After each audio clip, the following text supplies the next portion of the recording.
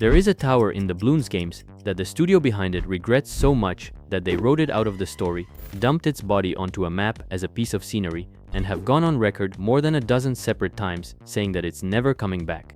That tower is the Bloon chipper, and it is a wood chipper that sucks Bloons in and shreds them, and it never showed up in the browser version of Bloons TD5, even though its sprites are sitting right there in the flash files, along with sprites of the big blimp Bloons getting pulled inside, which people found by taking the game apart with a decompiler.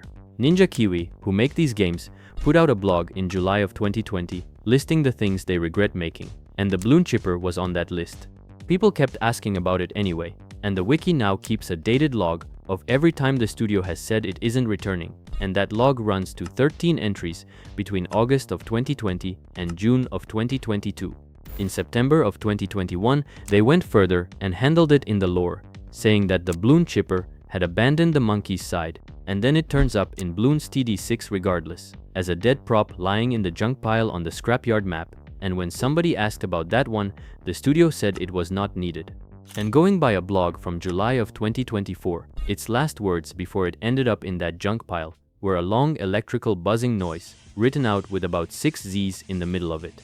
Next up is the Moab, which is the big blue blimp that shows up once the small stuff stops working. For years the official name of it was Massive Ornery Air Blimp, and that spelling isn't a slip, because it is written ornery in the games and on the wiki with no E in the middle of it. The fan version of the name was always Mother of All Bloons, which comes off the GBU-43B, a bomb that people nicknamed the Mother of All Bombs, even though its proper name's Massive Ordnance Air Blast. Ninja Kiwi spent years telling people the fan version was wrong, and then they gave up and adopted it. So since Bloons Pop, the Mother of All Bloons reading is the official one, and it shows up that way in the Bloonspedia entry, and again in the card text for Bloons Card Storm, and the studio has confirmed it on the blog. They had already cracked once before that, though, because Bloons Super Monkey 2 has a power-up in it called MOAP, which stands for Mother of All Pineapples. And in Bloons Adventure Time TD, the first thing Finn says when he sees one is Mother of All Bloons. What is that thing? Next, let's talk about CHIMPS, which is the hardest mode in Bloons TD6, and which isn't a word at all, because every letter is a thing the game takes away from you. No continues, no hearts lost, no income, no monkey knowledge, no powers, and no selling. It's filed under the impoppable difficulty, but it runs on hard difficulty prices under the hood, and it starts you on round 6. There are 2 medals for it, so you get the red one for beating it, and you get the black one for beating it without ever retrying a round or backing out to the home screen, and both of those are the same win with a different color on the badge, but the whole community plays for the color. Next up is Monkey Lane, which is the first map in Bloons TD5 and the first beginner map anybody ever touches. Somebody sat down and counted the scenery on it, and the wiki now records that there are 13 rocks and 26 flowers on that track. It also used to have a windmill turning away in the top left corner, and that windmill exists in the Flash and Deluxe versions, but it was taken out of the mobile and Steam versions, and nobody's ever written down why. And there is one more thing about it, because normal Bloons go under the tunnel, while the blimp Bloons float over the top of it. So if you pop the outer layer of a Moab, while it is sitting directly above that tunnel, the smaller Bloons that come out of it drop down and go under the tunnel through an entrance that isn't there. Next, let's look at the special agents from Bloons TD5, which are the 1 round hires you drop in when a round is about to go badly. Somebody on the wiki sorted them by which hand they use, and the Mad Snowman came out as the only purely left-handed one, while the Tribal Turtle is ambidextrous. That same Tribal Turtle is also the only tower in the game you can place on land and on water without needing a pontoon or a portable lake to hold it up. On the other hand, there is the Bloons Day device, which is a space laser that does nothing at all until you fire its ability, so in between shots, it's furniture. And there is a mission called Special Agents Only, where 3 of the agents are useless on arrival, because there's no water for the pontoons, no farms for the monkey farmer to harvest, and nothing worth doing with a portable lake. Next up is the maps, and specifically the way people keep sorting them. As of November of 2024, the map called #ouch is the only map in any Bloons game whose name starts with a special character instead of a letter. As of version 45, there are no Bloons TD6 maps that start with J, N, V, Y, or Z. And in that same version, one player can earn 532 hard medals, 304 medium ones, and 228 easy ones, which comes to 1,064 single-player badges sitting in one account. The official difficulty rating on a map is more of a suggestion than a promise, because Geared is rated advanced and people played it for years as a proper expert map. And if you want the in-universe reason that new maps keep appearing, the studio gave one on the blog in September of 2023, which is that the monkeys are discovering new lands that the Bloons have already invaded. Next, let's talk about the achievements, because Bloons TD6 has hidden ones that show up as 3 question marks for the name, the description, and the icon, and they stay that way until you happen to do the thing. One of them is called Bill Greats, and you get it by sending another player $500,000 in a single transfer in co-op. And now, you gotta realize, you can only send 20% of what you're holding at once, so you have to be sitting on at least $2.5 million to pull it off, and the whole thing's a Bill Gates joke. Bloons Super Monkey 2 has a whole set of these for messing with the scenery. So you tap the windmill on Monkey Lane until it breaks, you tap the tar pit until the bones float up, you spin the Super Monkey around in the weapons menu, and you let the Super Monkey fall asleep and then wake him up. And Bloons Pop has a hidden badge in it called Crab Rave. Next up is the heroes, who have opinions about being clicked. If you select a hero 12 times, they get annoyed and tell you so. What next? Oh, quit it! And older versions ran 2 separate annoyance counters that swapped depending on whether the hero was an odd or an even level, and nobody has fully worked out how those reset. The heroes also can't agree on how to say the word Moab, because Striker Jones, ATN, and Lifeguard Brickle spell it out letter by letter, and everybody else just says Moab. Only 6 of them will call a bad by its name at all. Pat Fusty has the shortest range of any hero, and Adora, with Long Arm of Light running, has the longest. And there is one small thing the studio does on purpose, which is that they never reskin the item icons in Geraldo's shop when Geraldo changes outfits, because they worked out that players find things in that menu by the picture and not by the name.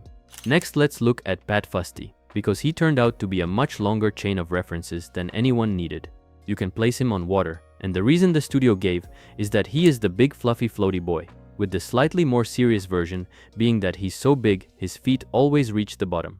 His catchphrase, fusticated, is a mutation of the word fustigated, which means to beat something severely. His kaiju skin is a Godzilla joke, and inside the game files it is called Patzilla. His voice sounds a lot like Patrick Star, and it goes deeper than the voice, because Pat spells it out and says B-A-D spells bad when a bad shows up, which lines up with Patrick spelling out M-O-O-N spells moon, which is itself a nod to Tom Cullen from Stephen King's The Stand, who was played by Bill Figerbacka, who voices Patrick, and who also voiced Frosty the Snowman, and Pat's Christmas skin is called Fusty the Snowman.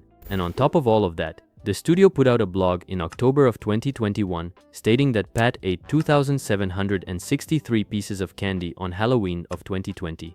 Next up is Adora, whose name is Latin, because Adoro means I worship, and the command form Adora comes out closer to worship me, which the wiki reads as a hint about where her story goes. Her furious angel form is covered in flames, which is a Joan of Arc reference, and her line, "Let there be light," is straight out of Genesis. She is also named after She-Ra, and in Update 48, Ninja Kiwi added an actual She-Ra skin for her, which makes the accident official. And then there are the blogs, where the studio has answered a pile of questions nobody asked, so we know that she frowns in Bloons TD6 because the Bloons keep wrecking her temple, that her favorite shows include The Great British Bake Off, and that she is a vocal My Little Pony fan. Next, let's talk about the Temple of the Monkey God, which eats every tower placed near it, and what it turns into depends on what you fed it, because ice towers give it a freeze, glue gunners give it a glue splatter, apprentices give it tornadoes, bombs and mortars give it missiles, and everything else gives it blades. There is a cap of $30,000 spent per category, and there are 5 categories, so a fully fed temple needs $150,000 of towers thrown into it. And now, you gotta realize, that number doesn't move with difficulty, so on easy, where everything is cheaper, you have to build more towers to get there. In co-op, it will happily eat your teammates' towers as well if they're standing too close. Fans say the initials out loud as a word, which comes out as tot-e-mig. While it is being built, there is a skull sitting on top of it, before the head rises up. And if you build one on a pontoon, the whole thing sinks, so the tower, the pontoon, and every dollar you put in vanish, because the temple is too heavy to float. Next up is the true sun god, who is described as the supreme being of the entire Bloons series, living in a body of flesh and bone, worshipped with temples, and built out of Egyptian and Incan sun gods. He also can't see a camo balloon without camo detection, so a god gets walked past by a balloon in a leaf print. The super monkey he grows out of has the fewest upgrades of any upgradable tower in the history of the series because he launched in the first game with exactly one. And the studio has explained on the blog that super monkeys wear visors on their laser and plasma upgrades in order to contain the awesome power. Next, let's look at how far people have taken these games, because free play has no end to it. The wiki records the highest run anyone has logged in the Flash version of Bloons TD5 as round 1098 by a player called Demonic Sin X. On mobile and Steam, the highest logged run is round 4114 by a player called Bassman Mateo, helped along by the Bloon chipper existing in those versions, and by a glitch that lets you pack temples right up against each other using the support Chinook. Those are community records with videos attached and nobody official checking them, so take them as the best anyone has written down. Deep into free play, the Bloons stop splitting properly, and ceramics turn into super ceramics that take 38 hits in the 5th game and 60 in the 6th, and they release one child instead of two. Bloons TD4 ended at round 250, and that round contains 9,999 BFBs. And Bloons TD4 had a line of loading text on round 71, which says that if the game feels like it's lagging by now, it's really your mind speeding up. Next up is Apocalypse mode, which sends Bloons at you continuously instead of in rounds, and never stops on its own. On Bloons TD5 mobile, it stops anyway at round 399 because round 400 crashes the game, since the total Bloon count for that round goes past 8,388,607 and rolls over into negative numbers, which is the point where the game simply runs out of room to hold it. And while we are in the odd modes, Deflation hands you $50,000 at round 30 and switches off every source of income permanently, and it is the only mode in the series with unlimited rounds. Next, let's talk about the loading screens, because every round in the early games opened with a line of text, and some of those lines were tips and some of them weren't. Bloons TD1 asks, "Did you know that the Greek national anthem has 136 verses?" Another one states that 93% of American teenage girls say shopping is their favorite activity. Another one says that 10% of people lose their temper every day, and that if they play Counter-Strike, it is more like 90% probably. One of them quietly explains in-universe why your towers seem worse in one direction, because monkeys aren't so good at shooting at things moving to their left, something about being right-handed. The game also gave up on you personally now and then, with lines like, "You still playing? I'm impressed. I couldn't get this far without cheating," and "It's okay if you don't pass this level. Really it is. Just hit try again. It's the effort that counts." Round 16 of the first game claims the game cannot be beaten using only tack towers, and players went and did it anyway. One of the comments in the first game contains a genuine swear word, and it is still sitting in there, because the wiki censors it, and the studio never has. And Bloons TD6 barely does this anymore, with no pre-round comments at all past round 101. And last up is what the Bloons actually are, because the games have been answering that in small pieces for 20 years. The round 38 text in Bloons TD2 says that Bloons are biodegradable, and yet Bloons Monkey City has a researcher in it studying their genetic makeup.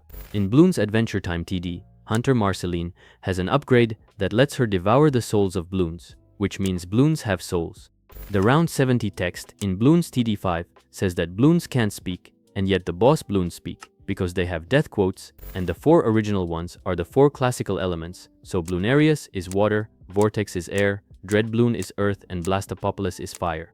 Then there are the blogs, where the studio has stated that every animal in the Bloons universe hates the Bloons, that Bloons go to Bloon gyms to get stronger, and that those gyms advertise that Bloon voices would be high and squeaky from all the helium, and that black and white Bloons are smaller than the Bloons that come out of them because of weird and surprising Bloon physics. And then in June of 2022, they answered the big one, saying that the Blooniverse is most likely a purely alternate universe, and that humans went extinct there as a result of creating the Bloons, which are a sentient rubbery artificial intelligence that reproduces very quickly. So that is a game about popping balloons, which has a god with an eyesight problem, a tower the studio killed off out of embarrassment, a hidden achievement named after Bill Gates, and a canonical extinction event sitting underneath all of it, and every bit of that is written down somewhere by people who cared enough to write it down.